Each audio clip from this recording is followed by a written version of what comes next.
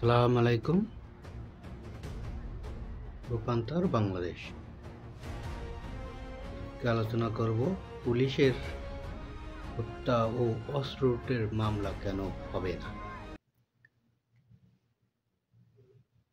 আজকে সরকার এই নিয়ে কোনো ধরনের আলোচনা বা তারা কোনো ধরনের হস্তক্ষেপ নিচ্ছে না, কিন্তু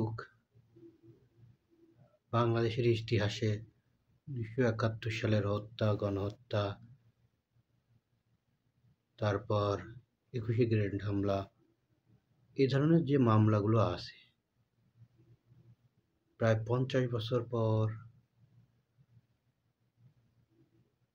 12 বছর পর এই মামলাগুলোর নতুন করে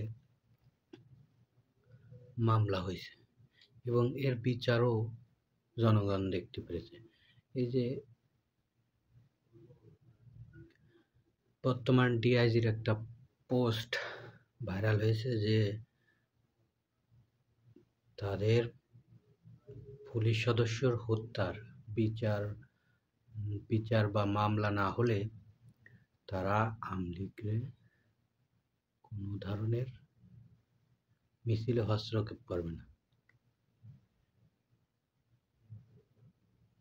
এবং তাদের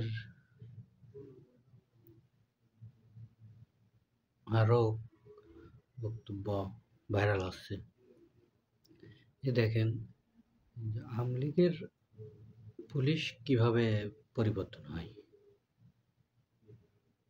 পুলিশ, সবাই বলে পুলিশ আওয়ামী লীগের দোসর, কিন্তু দেখেন খেয়াল করে বর্তমান সাবেক মন্ত্রী ও প্রতিমন্ত্রীরা যারা আন্তর্জাতিক ট্রাইব্যুনালে যাচ্ছে, তারা কিন্তু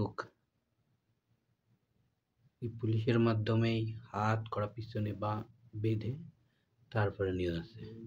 আবার লোকজন বলতেছে সব পুলিশ এবং আইন আওয়ামী লীগের না, পুলিশ পরিবর্তনশীল, যখন তখন পরিবর্তন হয়। এই যে কেস, পুলিশ হত্যার কেস ও মামলা হচ্ছে না, কখন যে সময় পরিবর্তন হবে আর এই কেস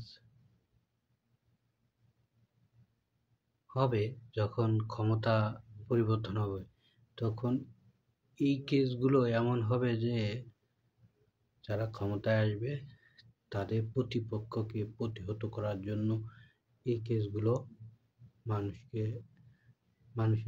মানুষের দমন করার জন্য ব্যবহার করবে। এতে অনেক নিরীহ মানুষ বিপদে পড়বে আর সত্যিকারের গুনাহগাররা চলে যাবে। কিন্তু পুলিশ এর হত্যা ও